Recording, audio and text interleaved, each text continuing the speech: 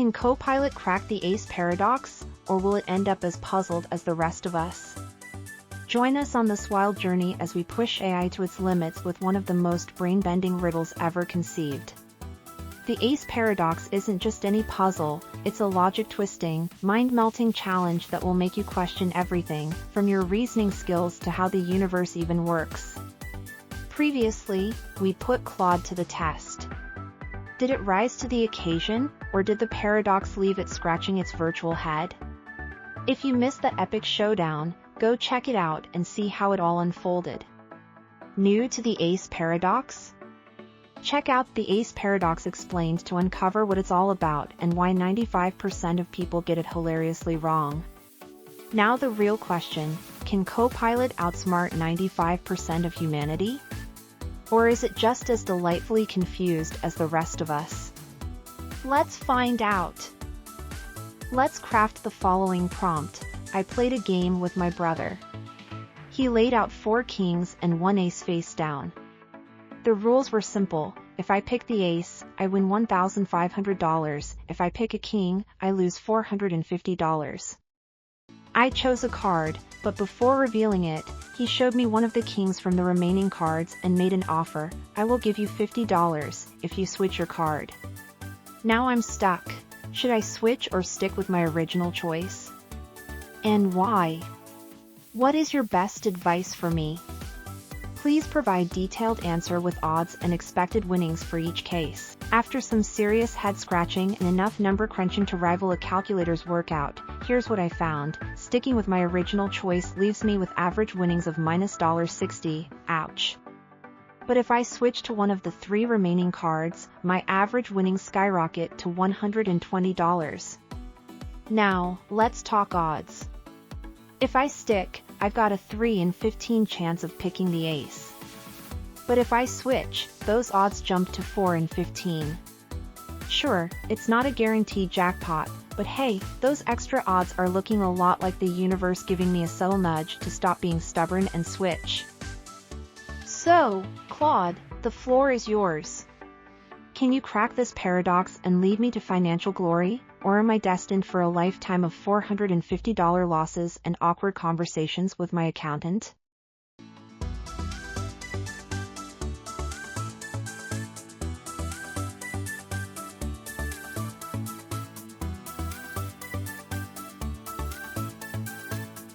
Initially, when you chose a card, you had a 1 in 5 chance of picking the ace, 20%, and a 4 in 5 chance of picking a king, 80%. Now, your brother has shown you one of the kings from the remaining cards, and you have to decide whether to switch your choice. Well, it seems that Copilot understands the situation. Let's see if he can find the odds correctly.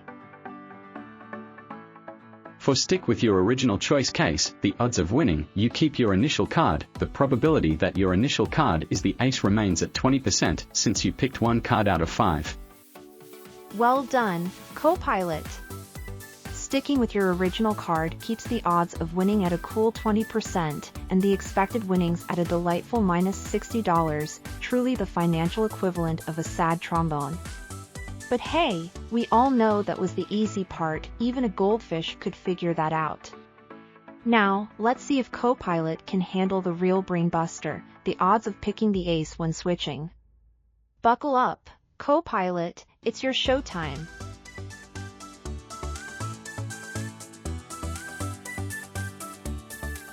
To switch your choice, when your brother shows you a king from the remaining cards, the odds of the ace being among the other remaining cards change. Odds of winning, given that your initial choice was likely a king, 80% chance, the remaining cards, one of which is shown to be a king, now have a higher probability of containing the ace. When you switch, the probability of picking the ace is now 80%. Wait, hold on, 80%? Are we solving a probability puzzle or auditioning for a magic show here? How did the ace suddenly become the star of the deck with an 80% chance of showing up just because a king was revealed? That's like saying my chances of finding pizza in my fridge go up when I eat a sandwich. Let's pump the brakes and think this through. Your original choice had a 20% chance of being the ace, and your brother just revealed one of the kings. That doesn't magically turn the remaining cards into an ace jackpot. The odds of the ace being in the other pile are definitely better than 20%, but 80%? That's some creative accounting right there.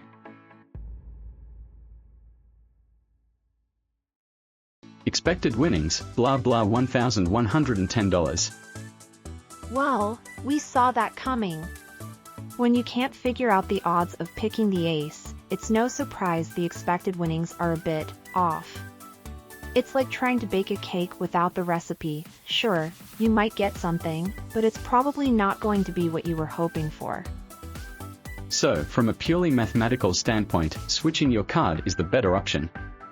The increased odds of winning and significantly higher expected winnings make it the wiser choice. And hey, if you switch, you also get that extra $50 from your brother. Even though it's always a gamble, the odds are definitely in your favor if you go for the switch. Good luck. The bribe is part of the game, not some afterthought. It's like saying the secret sauce is just a little bonus after you've already eaten the burger. No, my friend, the bribe is an essential ingredient, like the cherry on top of a sundae that you didn't ask for but now can't imagine living without. If we're talking about expected winnings, we can't just pretend the bribe is some optional side dish. It's practically the main course. So let's factor that into the expected winnings, okay?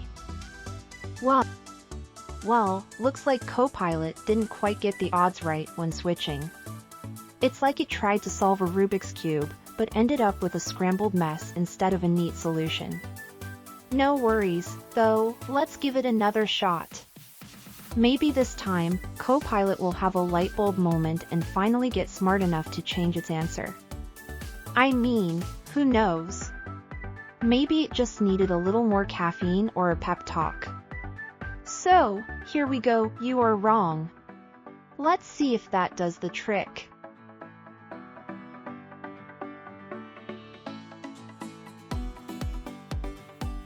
Thanks for pointing that out. Let's reevaluate the problem. Initially, when you choose a card, there's a 1/5 chance, 20%, of picking the ace and a 4/5 chance, 80%, of picking a king. After your brother reveals one of the kings, we're left with 4 cards, 3 kings and 1 ace. Oh, now it seems you're on the right track. Looks like the light bulb finally went off, and Copilot's got its gears turning in the right direction. It's like watching a toddler finally figure out how to put a square block in a square hole, slow, but satisfying. Keep it up, Copilot, you're getting there.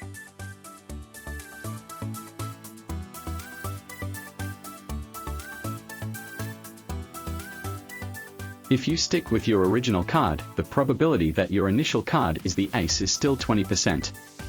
If you switch your card, initially you have an 80% chance of having picked a king.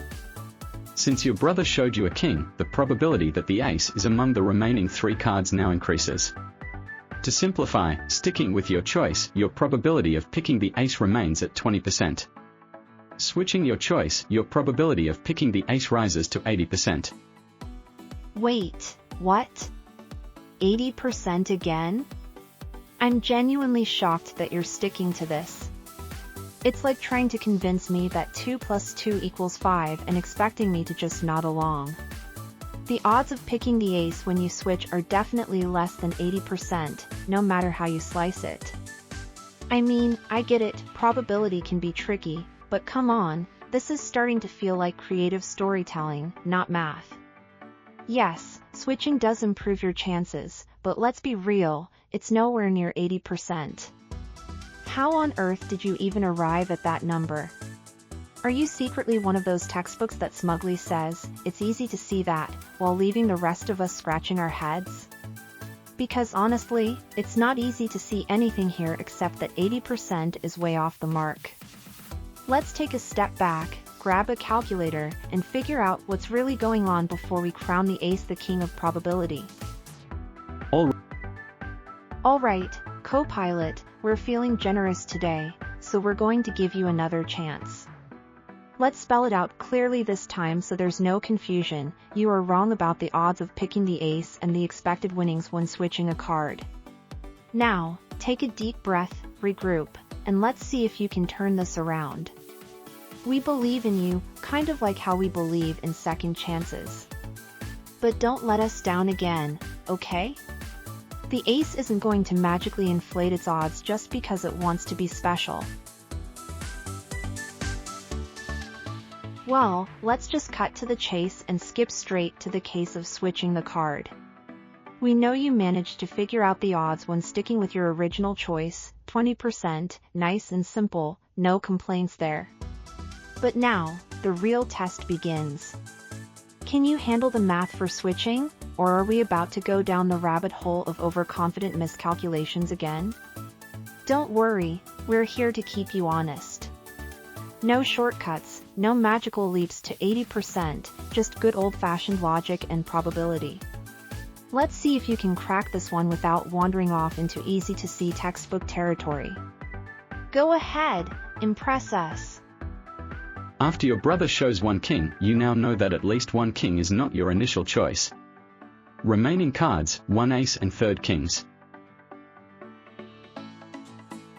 Switch to another card, odds of winning. Initially, the chance of picking a king was 4 of 5, 80%.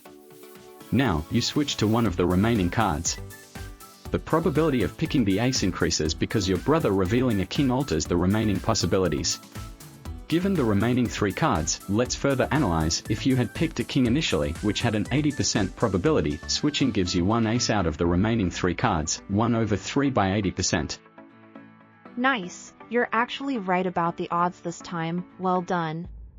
It's 80%, but over 3 or, if you prefer, expressed as 4 over 15. Now, that's the kind of clarity we like to see. No wild leaps, no overcomplications, just solid, grounded math. Let's keep this momentum going. If we're sticking to the switching case, we're finally starting to make some sense of things. So, congratulations on getting it right. Now let's see if we can carry that same energy into the expected winnings calculation. No pressure, of course, okay, maybe just a little pressure. Expected winnings, blah blah $370. Oh no, you were so close, but it seems like you've stumbled again. First off, there's a clear mistake in the calculation between the second line and the third line. It's like watching someone trip over the finish line after running a marathon, painful to see. If you had calculated it correctly, you would have landed on the right value of $70. But wait, there's more. You completely forgot to factor in the bribe of $50, which is an essential part of the game. Add that in, and you get the correct answer of $120. It's not rocket science, but somehow you've managed to take a wrong turn. Come on, let's regroup, double-check the math, and nail it this time. You're better than this, or at least, we hope so. Okay, let's take a moment to reflect. What have we learned so far? Well, for starters, it seems that Copilot might not be the sharpest tool in the shed when it comes to calculations. Sure, it's got some enthusiasm, but enthusiasm doesn't carry you far when the math starts going sideways. It's like watching someone confidently step up to a chalkboard, only to write 2 plus 2 is equal to 5 with a flourish. The effort is there, but the execution? Not so much. If anything, this has been a lesson in humility, for all of us, really. Copilot might be great at a lot of things, but when it comes to nailing these calculations, it's looking more like a swing and a miss. So, how other AIs handle the ace paradox? Subscribe to our channel, where we dive into the depths of AI logic, or lack thereof, and explore if other AIs can succeed where Copilot might, questionably, struggle. Join us as we investigate, laugh, and maybe even learn something along the way. So, can Copilot really succeed in solving the ace paradox? Honestly, I'm not holding my breath, or counting on that $450, for that matter. Let's face it, if we didn't already know the answer beforehand, we'd probably have lost that money faster than you can say, bad math.